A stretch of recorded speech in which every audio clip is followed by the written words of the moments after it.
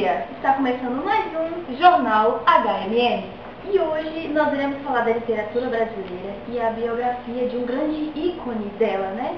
Monteiro Lobato.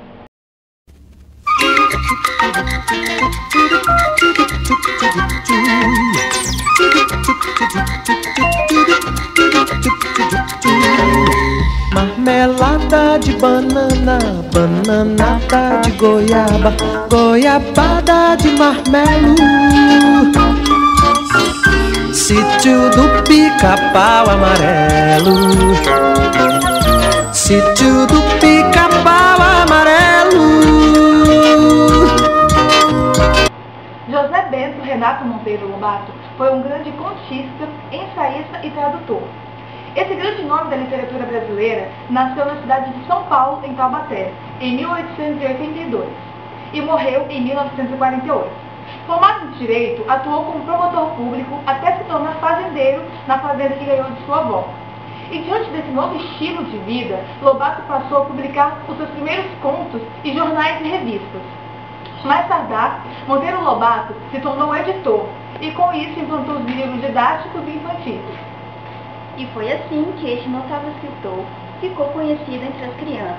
E esse reconhecimento se deve também ao fato dele ter se dedicado a um estilo de escrita com linguagem simples, onde realidade e fantasia estão lado a lado. Devido a isso, pode-se dizer que ele foi o pioneiro da literatura infantil no Brasil.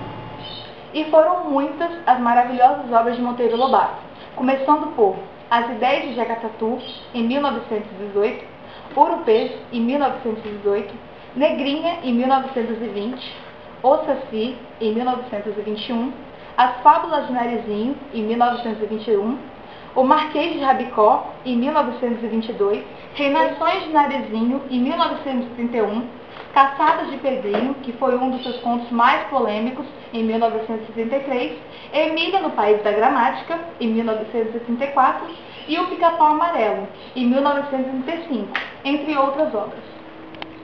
Em sua obra, há livros de ficção e outros sobre questões sociais, políticas e econômicas, mas todos apresentam caráter nacionalista e interesse pelos problemas do país e pela construção de seu futuro. Na ficção de Lobato, para as crianças, não há nenhuma fronteira entre o real e o maravilhoso, o possível e o impossível. Tudo era tão natural, tudo era tão possível. Dentre dessas obras, tiveram várias fábulas, como O Cavalo e o Burro, A Coruja e a Águia, O Lobo e o Cordeiro, O Corvo e o Pavão, A Formiga Má, O Macaco e o Coelho, O Rabo do Macaco, Os Dois Burrinhos, Os Dois Ladrões e A Caçada da Onça. Bom, vamos falar um pouco agora sobre a vida literária de Monteiro Lobato. Bom, Monteiro Lobato começou sua carreira literária mais ou menos por acaso. Por ele ter vivido no interior, a gente pode observar grandes dificuldades e vícios característicos da vida rural. Tudo começou com uma carta enviada para o jornal O Estado, de São Paulo. Essa carta funcionou como uma denúncia e chamando atenção para os problemas das queimadas, que estavam afetando muito a cidade naquela época. E essa carta fez com que surgisse uma longa e grande carreira com colaboração do jornal. A literatura das obras de Monteiro Lobato fazem emergir a fantasia e a criatividade já tão esquecidas. No interior de suas obras, Lobato fez acontecer as coisas mais absurdas com toda naturalidade, sem explicar, sem justificar, sem dizer como foi que aconteceram. Bem, o aspecto literário mais importante da obra de Monteiro Lobato é a sua preocupação em denunciar os problemas que marcavam a vida das pessoas no interior. O foco era a região do Vale do Parnaíba, que entrou em decadência após o deslocamento das culturas de café para o oeste paulista. E agora vai começar o nosso quadro de entrevistas com a nossa grande apresentadora Marília Gabriela. Gabriela, Marília Gabriela, bicha amarela. De escrever para marmanjos, já estou enjoado, bicho sem graça. Mas para criança, um livro é todo mundo. É com essa frase que hoje eu converso com ele. Monteiro Lobato Juninho, mais conhecido como Juninho. Olá, como vai? Para começar, como eu posso te chamar? Juninho. Juninho, bonito nome. Vai. Juninho, e esse bigode, essa sobrancelha de taturana, de onde você herdou ela? Papai, ele tinha esse destaque forte, né? Era uma Nossa, característica muito dele. forte, né? Muito forte. E era até um pouquinho maior, né? E isso. Aí eu puxei papai. Bom, vamos ao que interessa, porque ninguém está aqui para saber da sua vida. Nós queremos saber do seu pai. Me fale um pouco da questão política dele. Olha, meu pai lutava muito pelos direitos do povo, né? Uhum. O envolvimento político dele era basicamente direcionado aos interesses Verdade? da população, das pessoas mais pobres, né? Então, o saneamento básico, essas coisas todas, ele abordava nas obras dele. Uhum. E ficava bem claro, né? Fica bem claro isso com o que ele dava naquela época, né? Uhum. Saneamento básico do Brasil, né? Então, fica bem... Ok. O sonho de Monteiro Lobato era transformar o Brasil em uma nação próspera, onde o povo pudesse desfrutar dos benefícios gerados pelo progresso e desenvolvimento. E com essa perspectiva, na fazenda que herdou do seu avô, tentou implantar novos métodos de criação e produção agrícola, incentivando ainda mais as campanhas de saneamento básico que usava em suas campanhas. Bom, o seu pai se engajou em alguma coisa? Olha, ele era um grande defensor do meio ambiente, né? E de pulso firme mesmo, ele defendia o meio ambiente e o petróleo do Brasil, né? Ele era um grande defensor dessa causa, dessa bandeira. Ele parece tipo você? Um pouco. Coitado. Beleza, né? Ok, agora vamos para um bate-bola, um jogo rápido. Eu pergunto e você responde com apenas uma palavra, ok? Boa. Ok? Ok. Ok. Um lugar, Sítio. uma ave, Pica-pau. uma cor. Amarelo. Quando se fala Se é que em você Monteiro não Lobato, entende. a primeira coisa que vem à mente são seus famosos personagens do Sítio do Pica-Pau Amarelo e suas tantas histórias infantis.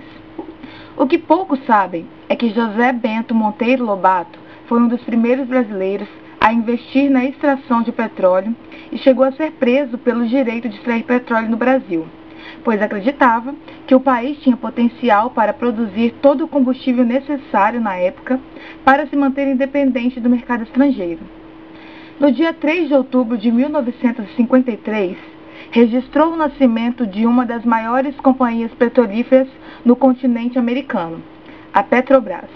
Fundada pela Lei nº 2004 e sancionada pelo presidente Getúlio Vargas, depois de emocionadas discussões e ferozes atribetes travadas na rádio e na imprensa nacional, a grande empresa tem sido responsável pela gradativa autossuficiência do Brasil no que toca ao petróleo. E o personagem polêmico foi justamente Monteiro Lobato, que engajou-se na luta em favor da exploração do ouro negro, merecendo por isso o título de ser um dos maiores campeões civis da grande causa. Isso é bem parecido com o que eu vou apresentar na minha peça de teatro lá em Roraima, chamada É Nós com Z. Meu amor, você não está entendendo muito bem, né? A gente só te chamou para fazer entrevista porque seu pai já morreu, na verdade. Mas É Nós com Z, nome próprio. Não, você que é significante pra nós, entendeu? A gente só quer saber do seu pai, essa é a verdade. Iguana. Então, vamos ver. O que seu pai buscava nas obras dele? Ele buscava... Ele tinha um pensamento bem diversificado, né? Ele era bem intelectual e ele conseguiu se destacar no meio literário. Dessa maneira, assim, mais ou menos conseguiu se destacar defendendo as bandeiras. Ele tinha um público a ser atingido, alguma coisa assim? Ou... Ele era defensor da população rural, né? Então, sempre ele defendia esse público. Ele atingia mais o público jovem, as crianças em si, né? Com a literatura bem alegre. Monteiro Lobato ficou mais conhecido por essas obras. No livro As Caçadas de Pedrinho, tinha uma frase que causou muita polêmica.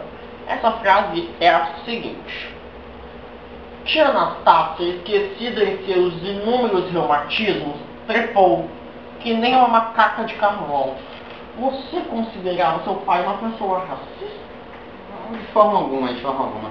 Ele não tinha uma mentalidade negativa a respeito dos negros. Ele não tinha uma posição negativa. Ele apenas representava a imagem do negro na época.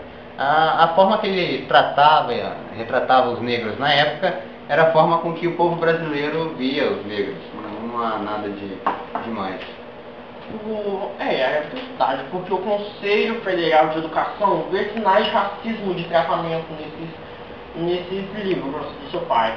E algumas escolas chegaram até a tirar, como por exemplo no Paraná ou no Mato Grosso, tiraram esses livros de circulação porque achavam um pouco ofensivo para certas crianças. O que você tem a me dizer sobre isso? É um modo deles verem, mas nada demais. Meu pai não se exaltou nessas palavras. Alguns dizem que censurar o livro de Monteiro Lobato é uma forma de recalcar o racismo ao invés de enfrentá-lo. Seria essa uma forma de combater o racismo apenas no âmbito simbólico?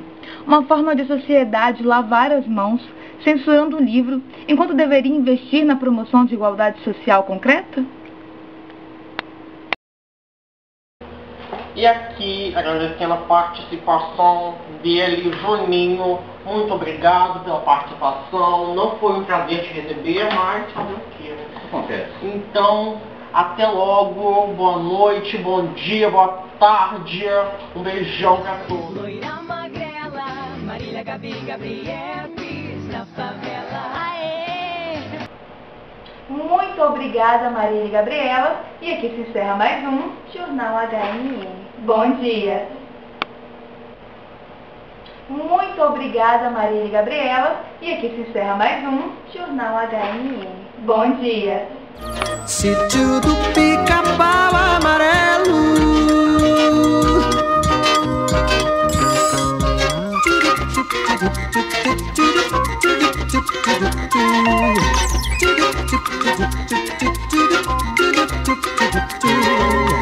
Boneca de pano é gente, sabugo de milho é gente, o sol nascente é tão belo.